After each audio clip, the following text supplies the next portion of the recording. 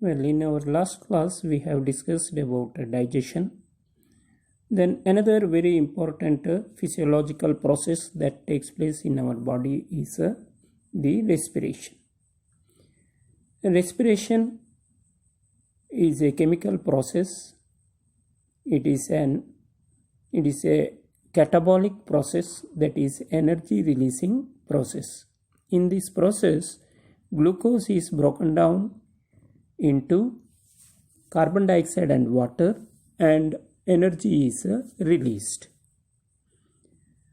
And this process may take place in the absence of oxygen, then it is called anaerobic respiration, or in the presence of oxygen, then it is called aerobic respiration. A large number of organisms go for aerobic respiration because it involves the release of a large amount of energy. But microorganisms prefer the anaerobic respiration, and the release of energy in this process is less because incomplete oxidation of glucose takes place, and hence either alcohol is produced or lactic acid is produced. If the anaerobic respiration results in production of alcohol by the microorganisms, then it is called a fermentation.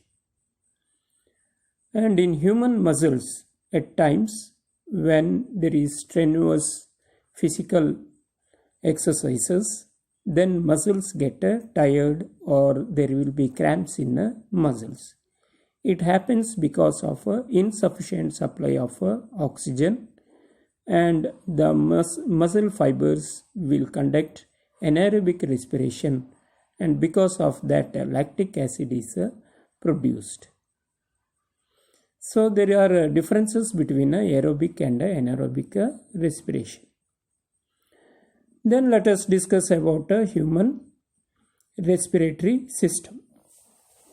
Human respiratory system consists of a pair of lungs, the windpipe called trachea, which branches into bronchi and further branches into bronchioles, and bronchioles end up with the bunch-like structures called the alveoli.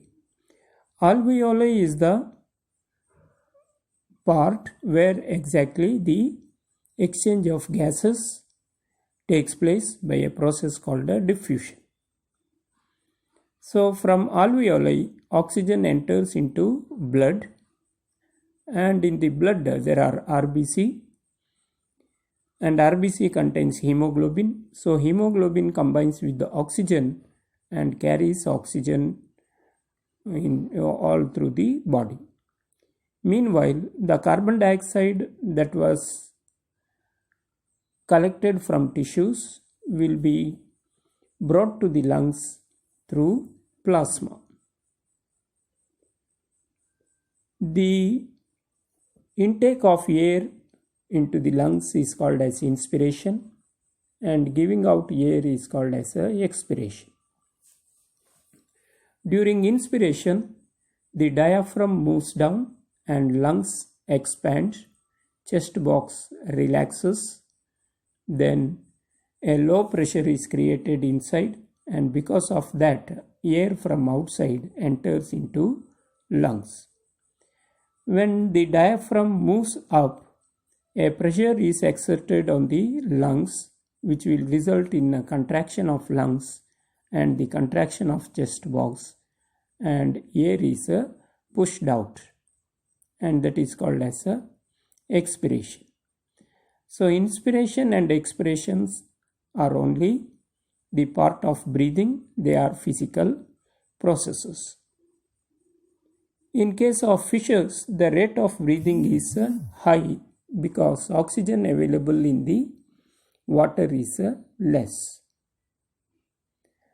And to avoid the collapse of lungs in human beings, there is a ring. There are rings of cartilage around the trachea. Well, in our last class, we have discussed about digestion. Then another very important physiological process